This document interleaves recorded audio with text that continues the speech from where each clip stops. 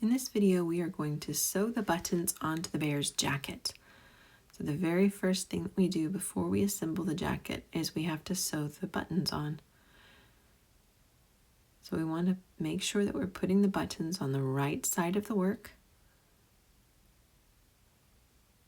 And we're going to align the buttons just over where those stitch guideline circles are.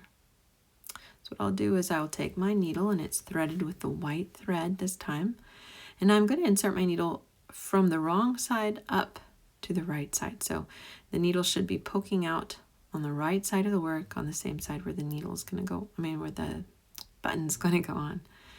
So I'll go ahead and put my button on, and I'm going to push my needle up through one hole of the button, push it down through the other hole and back right inside of that circle guideline.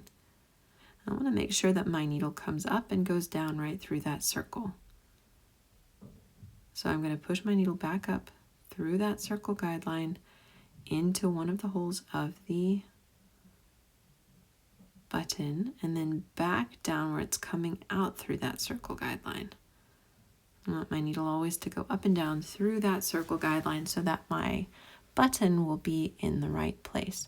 And I can hold the button in place so that the holes stay in the same place as I'm stitching.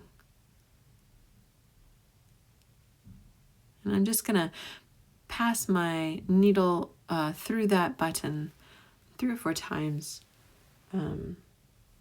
so that the button holds on pretty firmly. I just want to make sure that the button feels like it's firmly attached.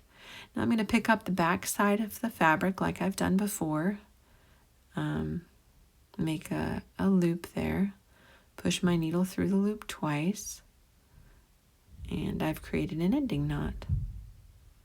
And that's how you sew on that button. Leave just a little bit of a tail there so I don't unravel my knot. And there you go, you have one button done. So I'm going to take my needle and I'm going to rethread it. I'm going to tie another knot so that I'll be ready to go and start stitching again.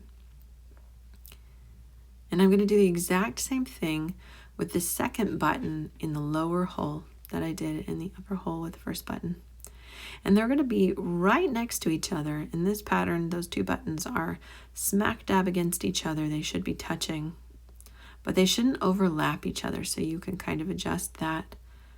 You want them to be just one right up on top of the other, but not actually overlapping each other, so just right next to each other. I'm going to hold my button in place so that those button holes stay in the same place while I'm stitching. And I'm just going to push my needle down through that stitch guideline hole and back up through that stitch guideline hole so that I know I'm keeping that button right in the spot where it's supposed to be. And those 2 buttons are just touching but not overlapping each other. And I'll continue doing just like I did with the first one, where I make a few stitches and then I tie my ending knot. I'm going to do 3 or 4 passes through that button just so that it's sturdily in place.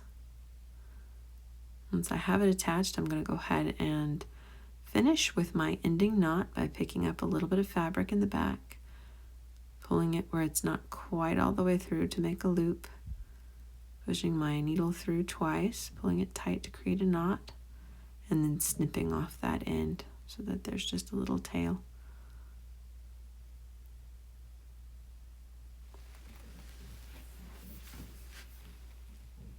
And that's how you do it.